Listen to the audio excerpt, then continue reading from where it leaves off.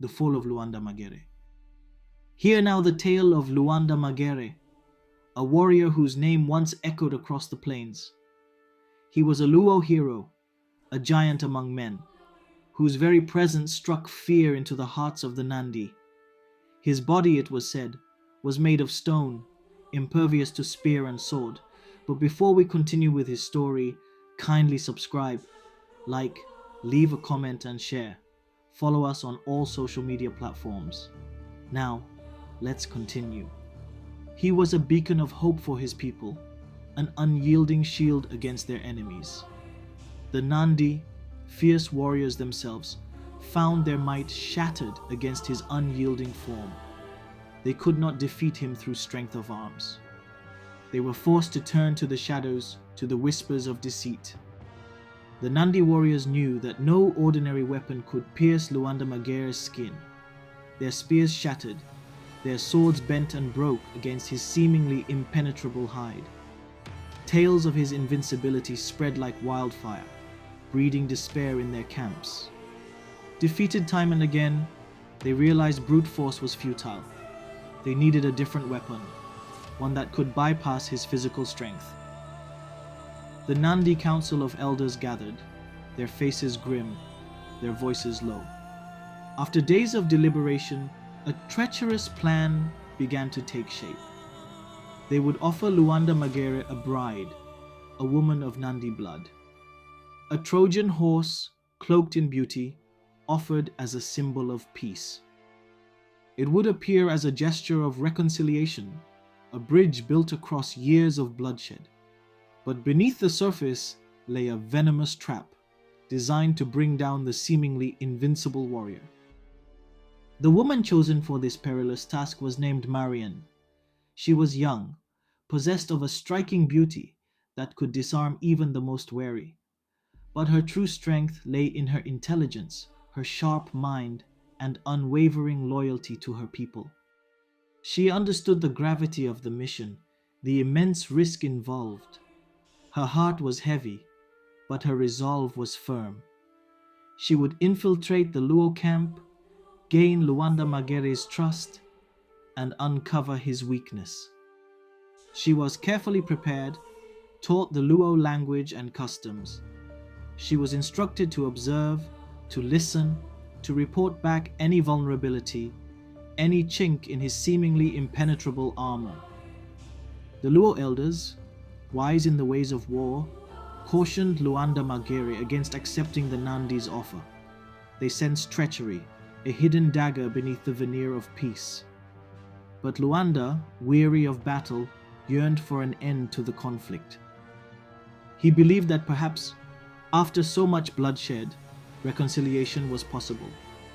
He saw in Marian a chance to heal old wounds, to forge a lasting peace between their peoples. He accepted her as his wife, a symbol of hope for a brighter future. Marian played her role with remarkable skill, immersing herself in Luo culture. She learned their customs, spoke their language, and won the hearts of the people.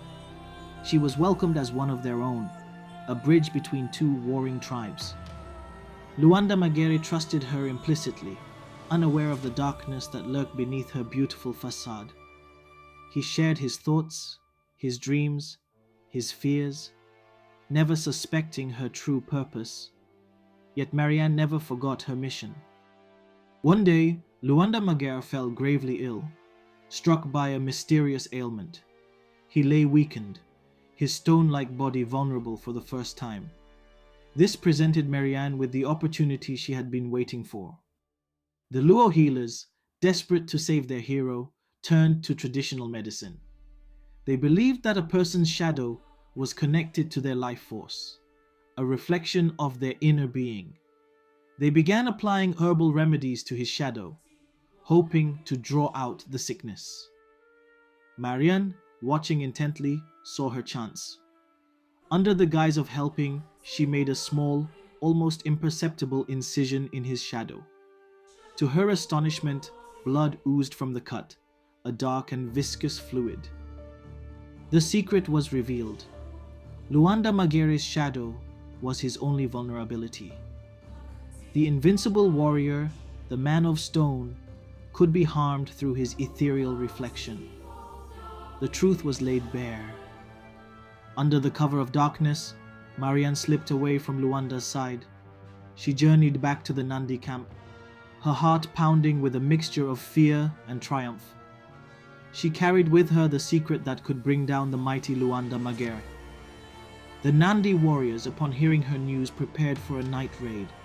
They moved with stealth, their spears sharpened, their hearts filled with a desperate hope. This was their chance to finally defeat the Luo hero, to end the long and bloody conflict. Lwanda Magere, weakened by illness, sensed the impending danger. He rose from his sickbed, his stone-like body aching, his spirit weary, but he would not abandon his people. He would defend them, even in his weakened state. The Nandi warriors attacked, their spears flying through the air. One warrior, guided by Marian's information, aimed his spear directly at Lwanda Magere's shadow. The spear struck true, piercing the ethereal form. A terrible cry echoed across the plains. Lwanda Magere's stone body began to crumble, his strength fading, his life force draining away.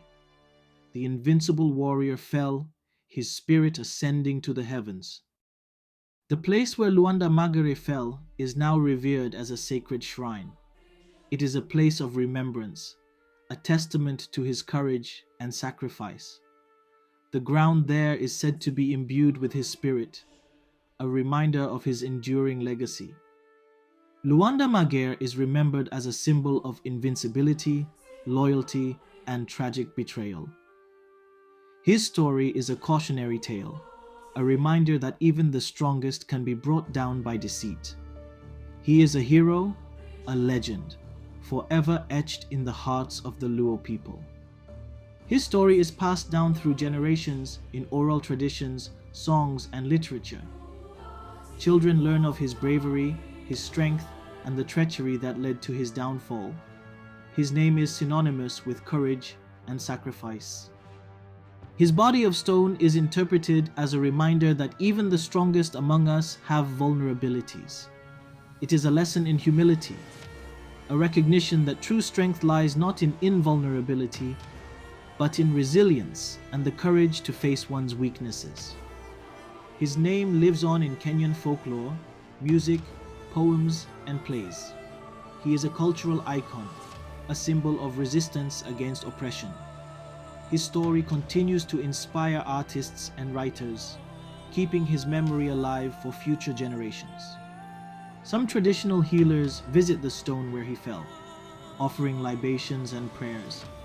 They seek his guidance, his strength, and his protection. They believe that his spirit still resides there, watching over his people. True strength lies not in invulnerability, but in the courage to fight for what one loves, no matter the cost. Lwanda Magere's story is a testament to this truth, a reminder that even in defeat, a hero's spirit can endure. Don't forget to subscribe, like, comment, and share.